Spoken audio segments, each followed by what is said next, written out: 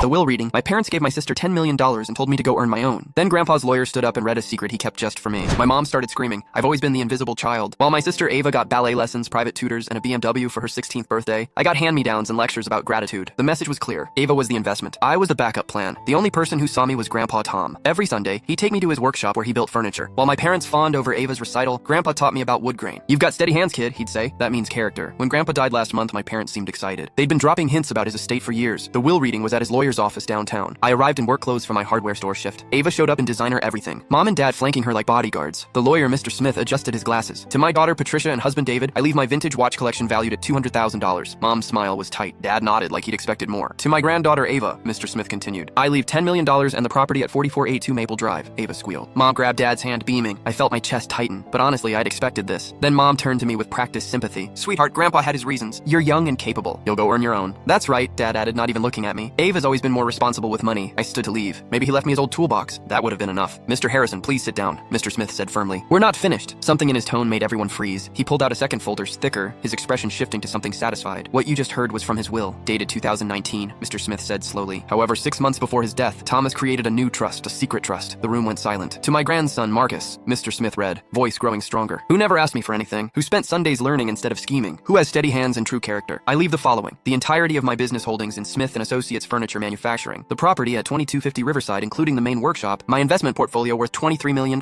and a letter." Mom's face went pale. Mr. Smith handed me an envelope. My hands shook as I opened it. "Marcus, if you're reading this, they did exactly what I expected. They gave Ava the money because she's always been their priority, and told you to earn your own because you've never been enough in their eyes. I changed everything 6 months ago, after Ava asked me to invest in her boyfriend's cryptocurrency scheme. When I said no, she called me senile. Your mother agreed. You never asked for anything. You just showed up every Sunday and learned. That's character. This is yours because you earned it. Make me proud. Grandpa Tom." The paper crumpled in my shaking hands. "This can't be legal," Mom said, voice rising. "He was senile. Ava deserves—" "Mrs. Harrison," Mr. Smith interrupted coldly, "your father was evaluated by 3 independent physicians. He was of completely sound mind. This trust is ironclad." "Marcus," Dad said, his tone shifting to fake warmth, "this is a family matter. We should discuss." "Discuss what?" I asked quietly. "How you spent 28 years making sure I knew I wasn't worth investing in." Ava spoke. "You're seriously going to take this from me? From your own sister?" "He's not taking anything from you," Mr. Smith said. "The $10 million is still yours. Marcus is receiving his own inheritance." "But that's not fair," Mom shouted. "Ava needs that money. Marcus literally works at a hardware store." "Actually," I said, gathering the papers, "I work at a hardware store I own. Bought it 3 years ago. Grandpa co-signed the loan. I paid him back every penny ahead of schedule." "Funny how you never asked about that." Silence. "We'll contest this," Dad threatened. "Mr. Harrison," Mr. Smith interrupted, "I've been practicing law for 40 years. This trust has more protective clauses than anything I've ever drafted. Your father anticipated every challenge. If you attempt to contest it, there's a clause that immediately donates Ava's $10 million to charity." Mom started screaming then, actually screaming about betrayal, about ungrateful children, about how Grandpa had been poisoned against them. Security had to escort her out. As I left that office, I realized Grandpa hadn't just left me money, he'd left me validation. Proof that someone saw me, truly saw me, and decided I was worth it.